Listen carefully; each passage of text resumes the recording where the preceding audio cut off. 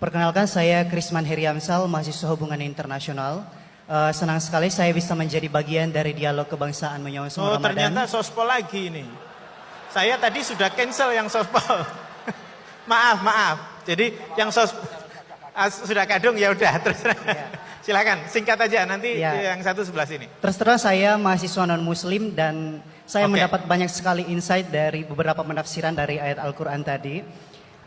Salah satu fenomena yang kita hadapi saat ini sangat sulit untuk menghadirkan dialog-dialog yang menghadirkan orang-orang yang dari latar belakang agama yang berbeda, dan seolah-olah hanya jika kita memiliki latar belakang keagamaan yang sama baru kemudian kita bisa memiliki kesempatan untuk berdialog. Nah, kira-kira mengapa sangat sulit bagi kita di negara kita ini untuk menghadirkan orang-orang dari latar belakang agama yang berbeda untuk hadir dalam suatu forum dialog yang sama. Kemudian bagaimana kita bisa menyikapi fenomena tersebut? Terima kasih.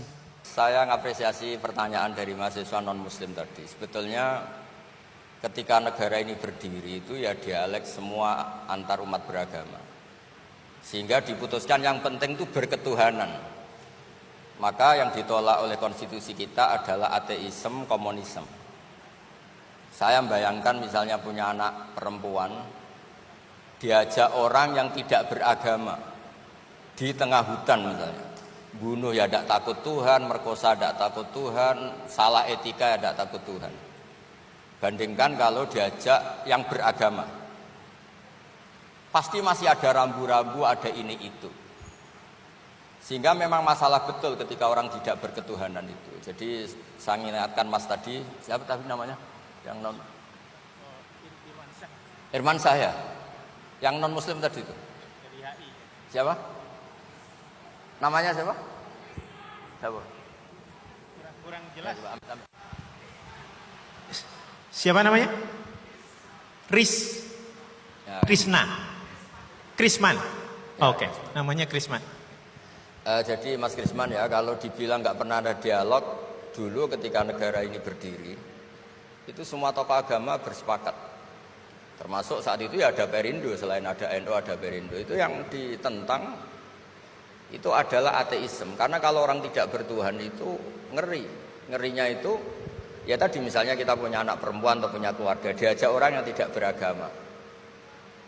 Misalnya berzina ya tidak takut dosa, merkosa ya tidak takut, bunuh ya tidak takut karena nggak punya Tuhan.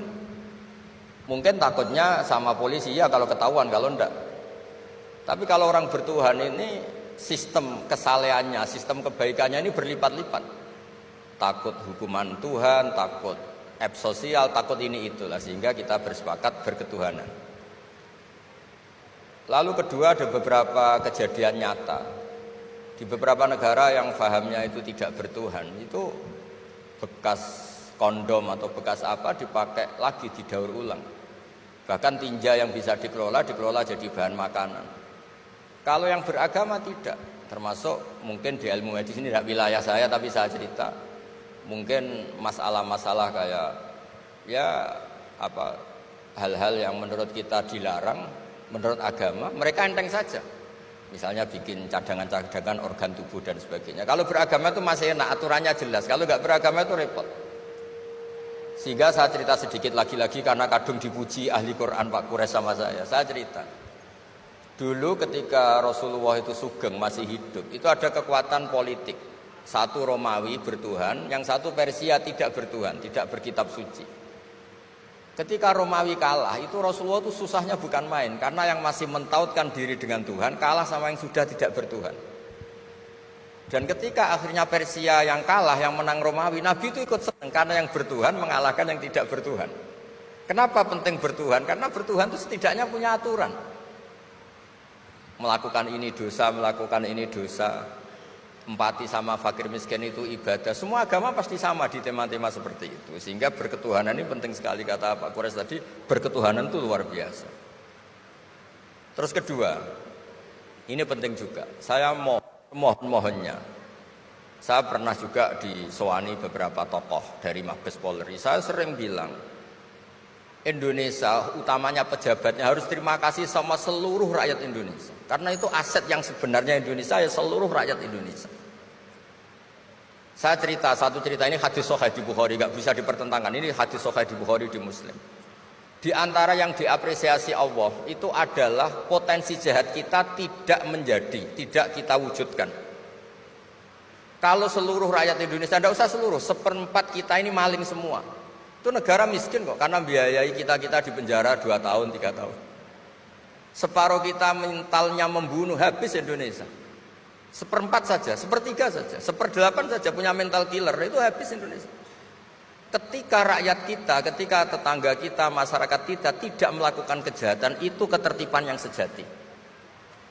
Maka semua bentuk ketidakkriminalan yang dilakukan oleh rakyat Indonesia itu awal dari aset bangsa ini. Coba kalau semua orang mencuri, habis negara untuk biayai di penjara. Semua orang kriminal, berkahnya mereka tidak melakukan, Indonesia baik-baik saja. Sebab itu ketika ada sekian kebaikan, Nabi terakhir ngendikan apa? Takufu syarroka anin nas fa innaha shadaqatun minka ala nafsik.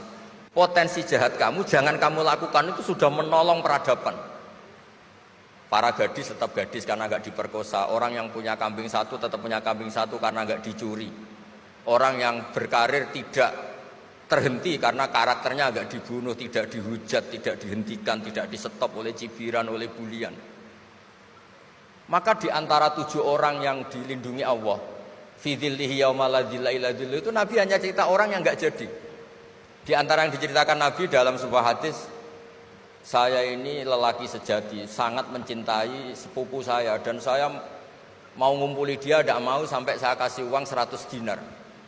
Setelah saya kasih 100 dinar, saya ingin ngumpuli dia dengan cara salah tentu. Dia gak mau dan berpesan, la tafuddal khatam illa bihaqqi. Kamu jangan ngumpuli saya sebelum nikah. Singkat cerita, pemuda ini gak jadi melakukan hal yang nista, yang gak benar. Itu sama Allah dijadikan wali, berkahnya gak jadi. Jadi kalau potensi kejahatan kita tidak menimpa orang lain, itu sudah luar biasa. Jangan nunggu berjasa kita dapat penghargaan setelah kita jadi kiai besar, jadi dosen UGM, jadi ini itu.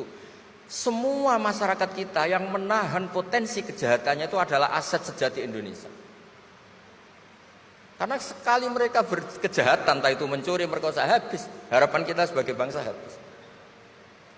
Tapi selama ini nunggu ngapresiasi itu yang bentuknya fi'lu, yang bentuknya mereka melakukan apa, sebetulnya enggak.